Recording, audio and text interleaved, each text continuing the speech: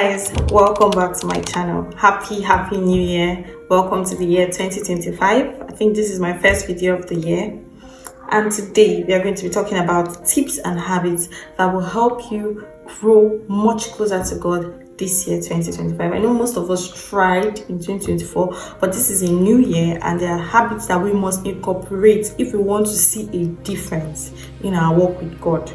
You just have to change up some things for your 2025 to be much better than your 2024 was. You know, people tell us as Christians, you have to trust God, you have to love God. You can never really truly love God and trust Him if you don't know Him, except you understand His personality and you come to know Him for yourself. This is why this topic is very important for every Christian. The very first thing we are going to be talking about today is talk to Him about everything, and don't wait for a particular time. And you can actually have prayer times that you've assigned. Maybe for me it's 2 a.m. depending on how your schedule is and all of that, but minus that time that you've put aside for God. When you're at the office and you have a free time, let me say if you have 5 minutes, no one is disturbing you, out of that 5 minutes you can use 2 minutes and just be like, oh Lord, I thank you for today. I just want to give you praise because I made it into another day. This is how my work is going, this is how today is going. So far it has been amazing. So far this has happened. So far I'm having a stressful day. Talk to Him about everything. Every single thing. Don't wait. It's the little things that count. Even for relationships, human relationship, it's the little things that count. You guys are always checking, let's say you and your partner, you're always checking up on each other throughout the day. Just a small text here, a small 1-minute call here. I'm just calling to check up on you. It's the same with God. Intentionally try to remember to talk to Him. You're in school, you're waiting for your lecturer to come and he's not there yet. My dear, gather yourself to one corner, or maybe you were gisting before. Stop that gist. Start talking to the Spirit of God. Start telling Him about the class you're about to have. Ask Him for understanding. Tell Him that you love Him. Tell Him that you want to know Him more. Help me, oh God, to know you more. Help me to love you more. Just speak to Him. Don't wait for a particular time. You're having a hard day. Instead of calling that guy, instead of calling that friend, instead of calling your mom, why not talk to God? Lord, I'm having a hard day. Today has not been really nice. Lord, give me strength to go through this day. Give me strength to love more. Give me strength to tolerate people. Talk to Him. The more you do this, the more you become aware of the presence of God. Now, when you've been talking to Him all day already, when the time for you to pray to Him now comes, it becomes way easy because you're already aware of the presence of God.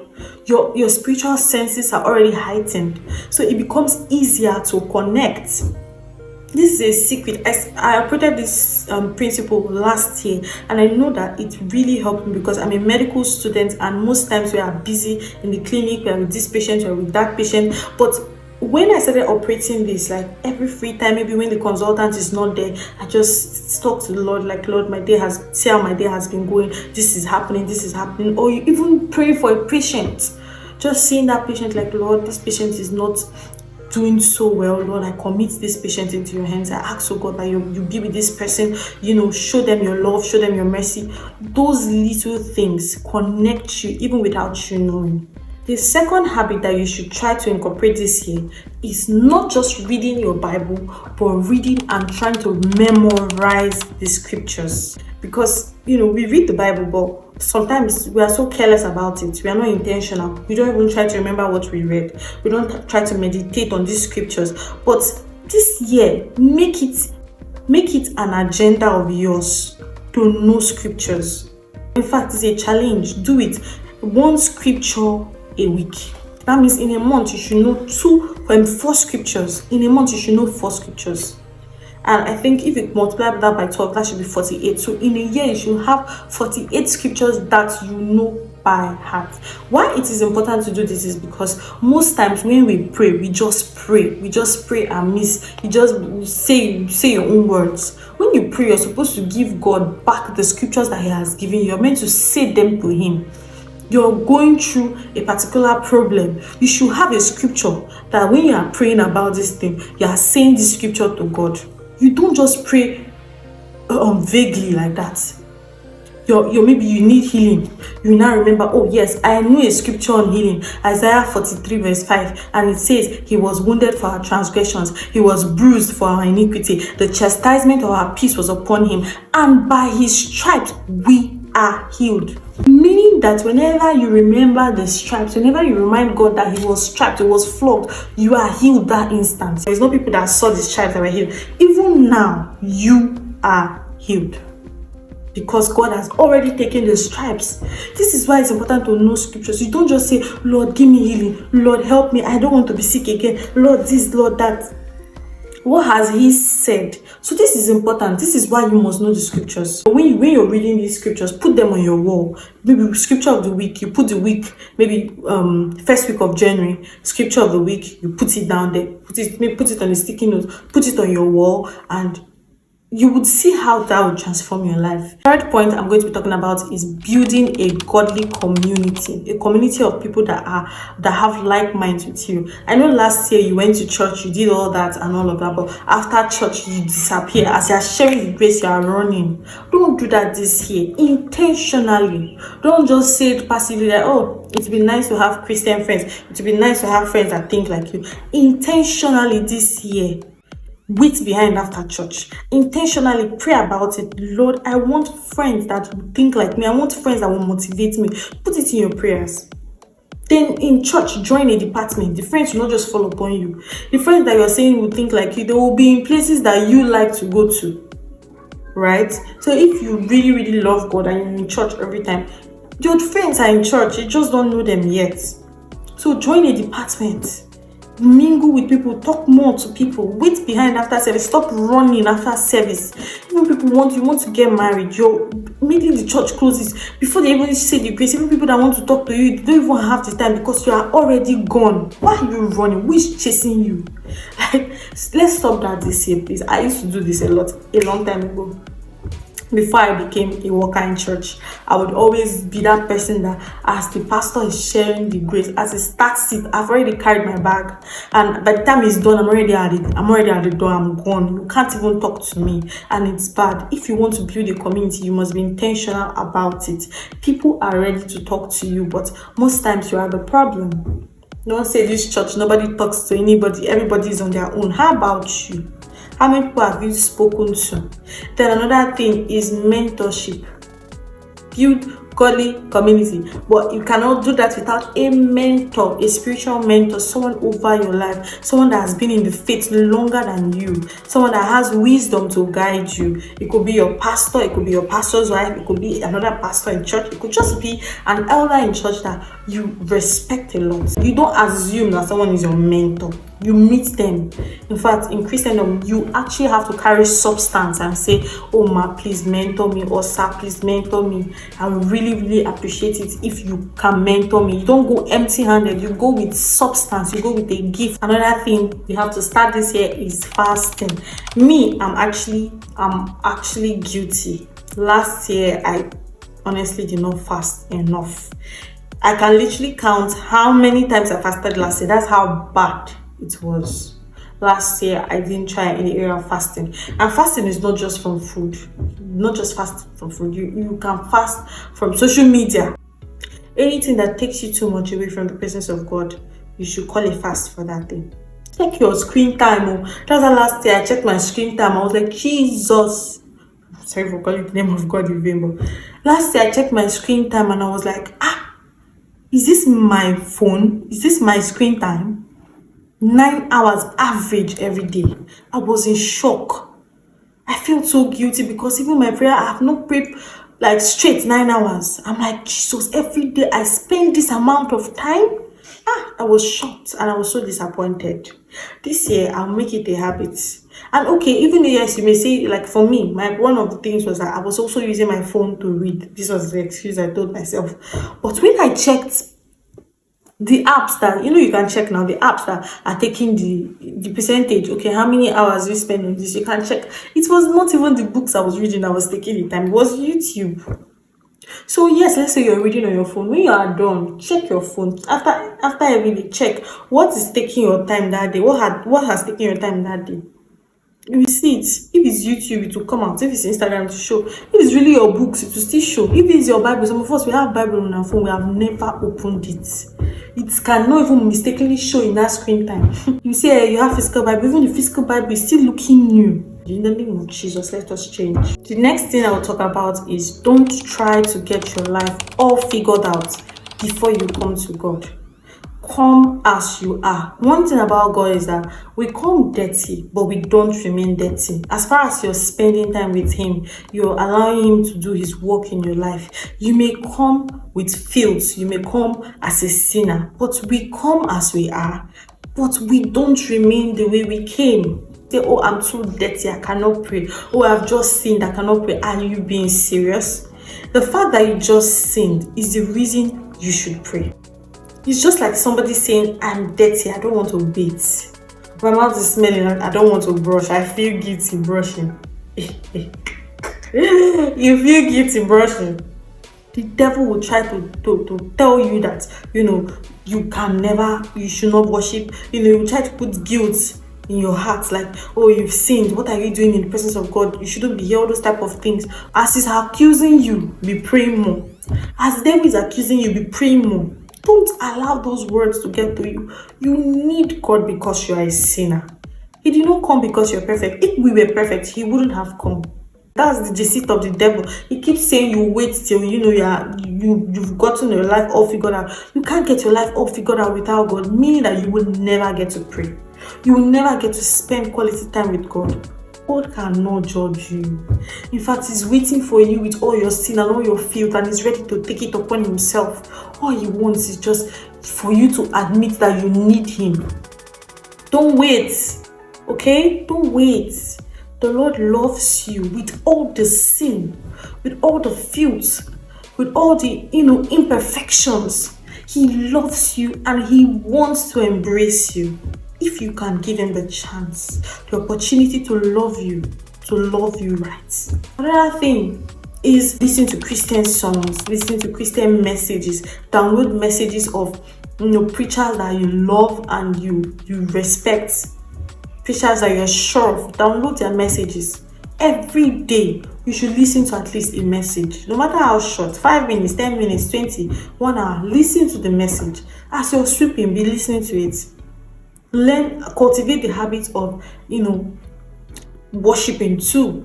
So sometimes you can alternate it. Some days you can play songs, some days you can play messages. Let the messages just be entering you. Sometimes even when you want to sleep, maybe after you just prayed and you want to go to bed, put on a message. Let it be playing. You can sleep with the message, you can sleep with the songs. Let the word of God keep entering your spirit, man. If you're just starting off with reading, tell yourself that this year, every month, you're going to read a Christian book. So at the end of the year, you should have read 12 books. At the end of the year, you should have memorized how many scriptures? 48 scriptures. So tell yourself you're going to start to read a Christian book every month. So you should be updating your library. Before the month comes, you already know what you're reading next month. I'm actually doing that this year.